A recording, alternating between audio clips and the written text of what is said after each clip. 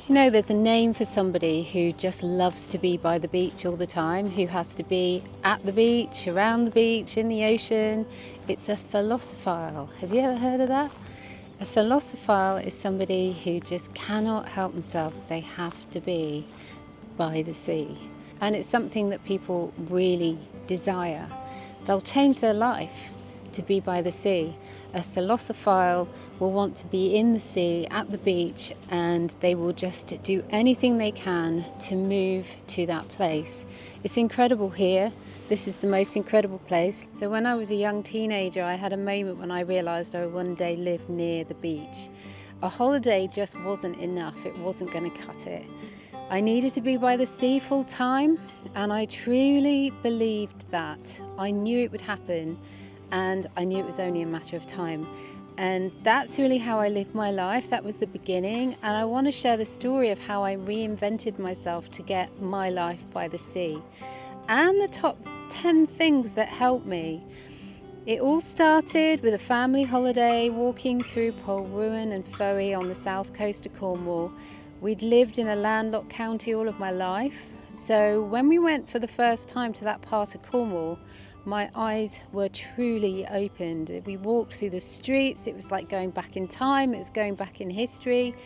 You could imagine fishermen and women and workers and bread sellers, kids playing, whole communities living down these narrow streets that I was walking down, perched on the hillside of this village. They were extraordinary places to me at that time, something different to anything I'd ever known, and I was just hypnotised by it. I felt such a powerful magnetic pull to be by the sea. I know I'm not alone with this, and I'm really interested to hear if you feel that you are also a thalassophile. I've since found out that there are invisible things at the beach that literally make your entire body crave to be by the sea. Years later, after my holiday, I found myself in the corporate world, working for the boss. You know, we've all done it. Giving myself 110% to my job.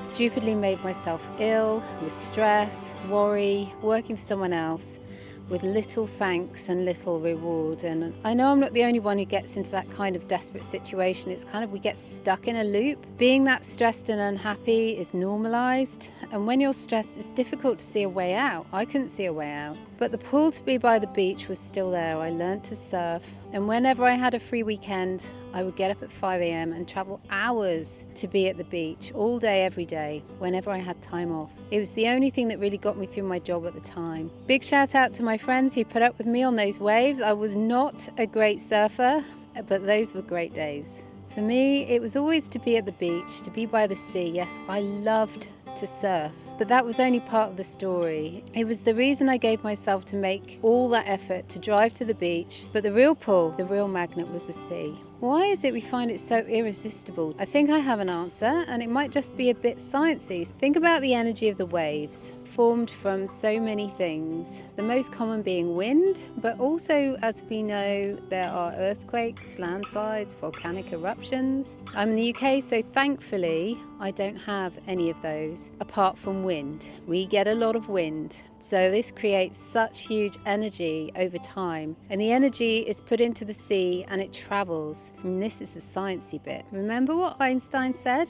When I heard this, it kind of really struck a note for me. Energy cannot be created or destroyed, it can only be changed from one form to another. So maybe the waves are adding energy to the beach every time they crash on the shore. Then I learned a bit about negative and positive ions. So let me explain. First, positive ions. So the way it works is that all kinds of things are created in our world. Air conditioning, computers, fluorescent lighting, other electronic devices, pollution, toxic chemicals, all kinds of things, mold, pollen. If you think you've got some of those in your life, then you will definitely be having positive ions in your life. They can lead to mood changes, breathing problems, fatigue, behavioural disorders, allergic reactions, and impaired brain function. And as someone who's had a stroke in their life, this really kind of made me sit up and pay attention. So what is the opposite of positive ions? Well, of course, it's negative ions.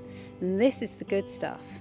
So you can get this from mountain passes, storms, waterfalls, and at the beach. They help you increase oxygen, increase serotonin, reduce stress, improve your sleep, improve your immune function, and clear the air that you're living in. So the sea creates tons of these negative ions. So when your body's had too many positive ions, it's probably just pulling you towards the sea to give you a big dose of negative ions, something that you really want. So when the water and air move together, that's when it really creates loads of negative ions. So being pulled to want to be by the sea is so powerful because of the obvious. It's beautiful and lots of fun, but also because of the not so obvious, the invisible things. So that pull you have to go to the beach might be more than just wanting to hang out with friends, go surfing, or take the day off with your family, or just clear your head and your space. Your whole self is begging you to get some negative ions. If you think about it, every day we surround ourselves with positive ions. From our computers, the lights, our devices, gaming, chemicals, pollution, and so much more, even the food we eat. Maybe that's why your intuition keeps pulling you to where the negative ions are. What do you think? Tell me in the comments if you think this maybe relate to you. How do you think you're being pulled to get more of these negative little critters? So when it comes to making a huge change to do something drastic and live by the sea, what can put you on that path? Firstly, I had to believe that I could. Believing that you can is the first step to do anything. If you're thinking of changing your entire world and moving somewhere, you've got to be determined. I was up early every single morning to come to the beach. It was the only way that I could do it, to actually get out of my world, get out of my life that I hated, and just come to the beach. And that took determination. When you're tired at the weekend, you'd much rather stay in bed, you'd much rather do nothing. But you've got to get yourself out of bed and you've got to make a move to do something really different. I had to think about, where did I want to live? What did I want to do? What would it be like to live in that place? Visiting it regularly really helped, so I could actually see what it would be like to live somewhere like this, to have this on my back doorstep.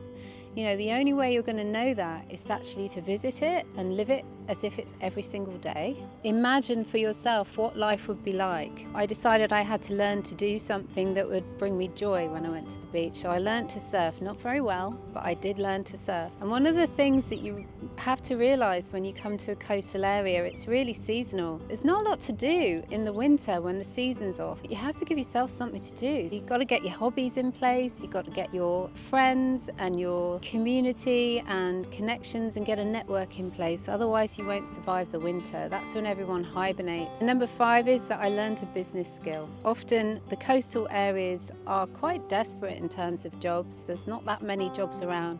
Doesn't mean that there aren't jobs you can do, and you certainly can make your own business. So that's what I did. I wanted to make a new start, so I realized I had to make something that would mean I could fit it around my life and not have to fit my life around my business or around a job. So that's what I decided to do. I learned business skills, I set up my own business, and that's what I do now. A relaxing lifestyle business. I can choose my hours, decide what I want to do, come to the beach whenever I want. I save some money. It's you need the cushion of money to help you on your way.